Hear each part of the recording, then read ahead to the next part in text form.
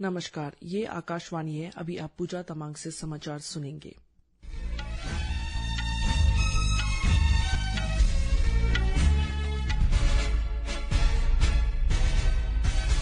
पहले मुख्य समाचार। स्वास्थ्य मंत्री जगत प्रकाश नड्डा ने आज नई दिल्ली में केंद्रीय औषधि मानक नियंत्रण संगठन के अधिकारियों के साथ एक समीक्षा बैठक की। केंद्रीय कृषि मंत्री शिवराज सिंह चौहान ने कहा है कि कृषि और कृषि संबंधित क्षेत्र 2047 तक भारत को विकसित बनाने के प्रधानमंत्री नरेंद्र मोदी के संकल्प में एक महत्वपूर्ण भूमिका निभाएंगे। ओमान के तट पर एक तेल वाहक जहाज डूबने से 13 भारतीय और 3 श्रीलंकाई नागरिकों सहित चालक दल के सभी 16 सदस्य लापता है। गुजरात सरकार ने राज्य सरकार की ओर से संचालित 13 चिकित्सा महाविद्यालयों में शुल्क घटाने की घोषणा की है। और स्वीडिश ओपन टेनिस टूर्नामेंट के प्री क्वार्टर फाइनल में कल भारत के सुमित नागल का मुकाबला अर्जेंटीना के मरियानो नवोने से होगा। और अब समाचार विस्तार से। स्वास्थ्य मंत्री जगत प्रकाश नड्डा ने आज नई दिल्ली में केंद्रीय औषधि मानक नियंत्रण संगठन के अधिकारियों के साथ एक समीक्षा बैठक की। बैठक के दौरान स्वास्थ्य सचिव अपूर्व चंद्रा और अन्य वरिष्ठ अधिकारी उपस्थित थे। केंद्रीय औषधि मानक नियंत्रण संगठन देश में औषधि, चिकित्सा उपकरणों और सौंदर्य प्रसाधनों की गुणवत्ता और सुरक्षा को नियंत्रित करता है। श्री नड्डा ने इस महीने की शुरुआत में राष्ट्रीय स्वास्थ्य प्राधिकरण के वरिष्ठ अधिकारियों के साथ आयुष्मान भारत, प्रधानमंत्री जन आरोग्य योजना और आयुष्मान भारत डिजिटल मिशन की भी समीक्षा की। आंध्र प्रदेश के मुख्यमंत्री एन चंद्रबाबू नायडू ने कल नई दिल्ली में गृह मंत्री अमित शाह से मुलाकात की। बैठक के दौरान श्री नायडू ने गृह मंत्री को राज्य की वित्तीय स्थिति के बारे में जानकारी दी। श्री नायडू ने कहा कि पिछली सरकार के कार्यकाल के दौरान आंध्र प्रदेश को आर्थिक अनियमितताएं, गंभीर असफलता और व्यापक भ्रष्टाचार ने काफी नुकसान पहुंचाया है। उन्होंने विश्वास व्यक्त किया कि राज्य की अर्थव्यवस्था को बहाल करने के लिए केंद्र और राज्य सरकार मिलकर एक व्यापक योजना तैयार करेंगे। प्रधानमंत्री नरेंद्र मोदी ने आषाढ़ी एकादशी के मौके पर लोगों को शुभकामनाएं दी है। एक सोशल मीडिया पोस्ट में श्री मोदी ने आशा व्यक्त की कि भगवान विठल का आशीर्वाद हमेशा सभी पर बना रहेगा। उन्होंने आशा व्यक्त की कि यह अवसर भक्ति, विनम्रता और करुणा के साथ गरीब लोगों की सेवा करने के लिए प्रेरित करेगा। राष्ट्रपति द्रौपदी मुर्मू के कार्यकाल के पहले वर्ष के 75 महत्वपूर्ण भाषाओं को संकलित करने वाली पुस्तक विंग्स टू ओवर होप्स खंड 1 कल नई दिल्ली में जारी की जाएगी। कृषि मंत्री शिवराज सिंह चौहान इस ई बुक का विमोचन करेंगे। सूचना और प्रसारण मंत्री अश्विनी वैष्णव इस अवसर पर उपस्थित रहेंगे। प्रकाशन विभाग द्वारा प्रकाशित यह पुस्तक हिंदी और अंग्रेजी में भी उपलब्ध होगी।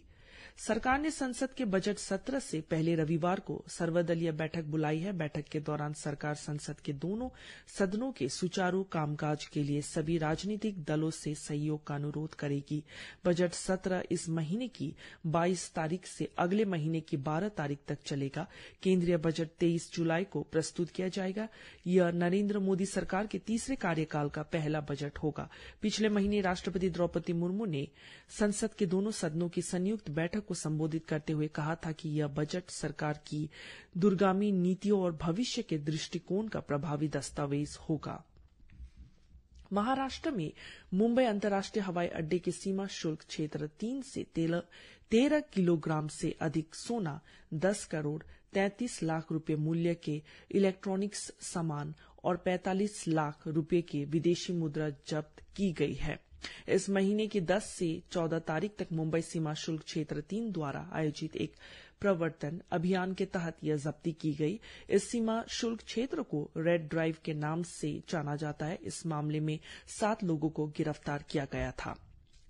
केंद्रीय कृषि मंत्री शिवराज सिंह चौहान ने कहा है कि कृषि और कृषि संबंधित क्षेत्र 2047 तक भारत को विकसित बनाने के प्रधानमंत्री नरेंद्र मोदी के संकल्प में एक महत्वपूर्ण भूमिका निभाएंगे। नई दिल्ली में कल भारतीय कृषि अनुसंधान परिषद के 96वें स्थापना और प्रौद्योगिकी दिवस के अवसर पर श्री चौहान ने कहा कि कृषि भारतीय अर्थव्यवस्था की आत्मा है और किसान इसका आधार।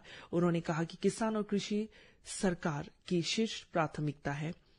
प्रधानमंत्री मोदी ने किसानों की आय दोगुनी करने का लक्ष्य निर्धारित किया है। इस अवसर पर श्री चौहान ने किसानों के लिए समर्पित कुछ उत्पाद और फसलों की 25 किस्में जारी की।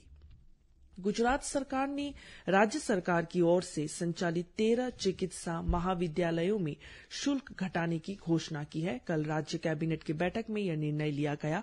पिछले महीने राज्य सरकार की ओर से 2024-25 के लिए सरकारी चिकित्सा महाविद्यालयों में शुल्क बढ़ाने संबंधी अधिसूचना जारी होने के बाद छात्रों और राजनीतिक दलों के विरोध को देखते हुए यह कदम उठाया गया है।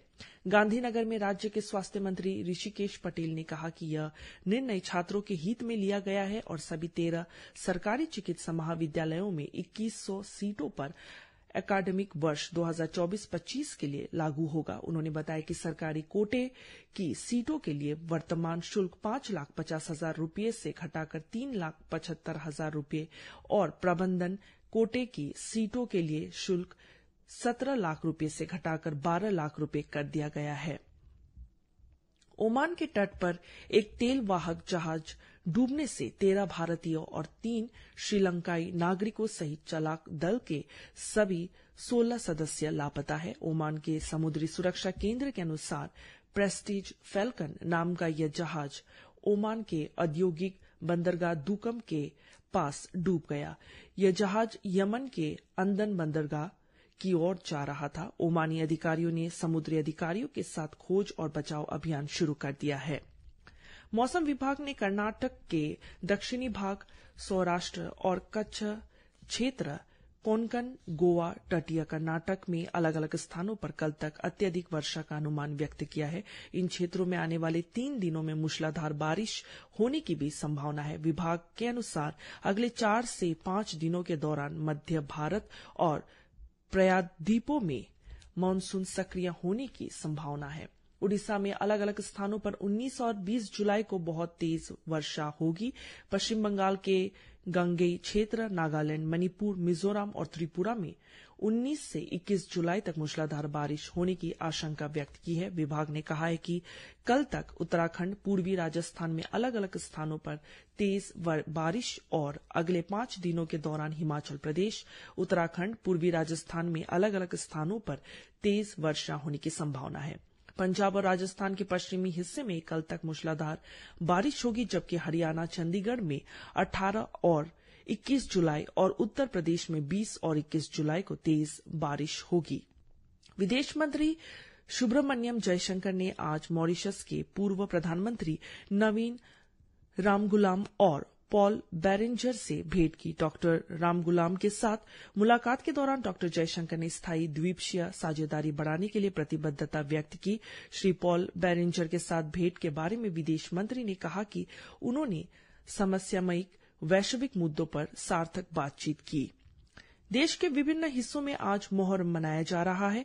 यह दिन पैगंबर मोहम्मद के पोते हजरत इमाम हुसैन की शहादत का प्रतीक है। उन्होंने करबला में सच्चाई के लिए अपने प्राणों की आहुति दी थी। इस अवसर पर ताजिया जुलूस निकाले जा रहे। दिल्ली में जमा मस्जिद, निजामुद्दीन ओखला और मेहरअली सहित विभिन्न स्थानों पर मुहर्रम जुलूस निकाले जा रहे। दिल्ली यातायात पुलिस ने ताजिया जुलूस को लेकर यातायात परामर्श जारी किया है।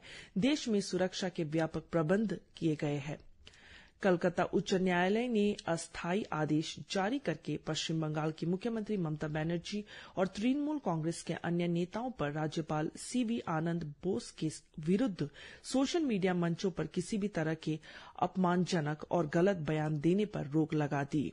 उच्च न्यायालय में न्यायमूर्ति कृष्णा राव की खंडपीठ ने पश्चिम बंगाल के राज्यपाल की ओर से दायर मानहानि के मामले पर अपने अंतरिम आदेश में ममता बनर्जी और तृणमूल कांग्रेस के अन्य नेताओं को 14 अगस्त तक सोशल मीडिया पर किसी भी तरह के ऐसे बयान देने से रोक दिया है जिससे राज्यपाल की मानहानि होती है।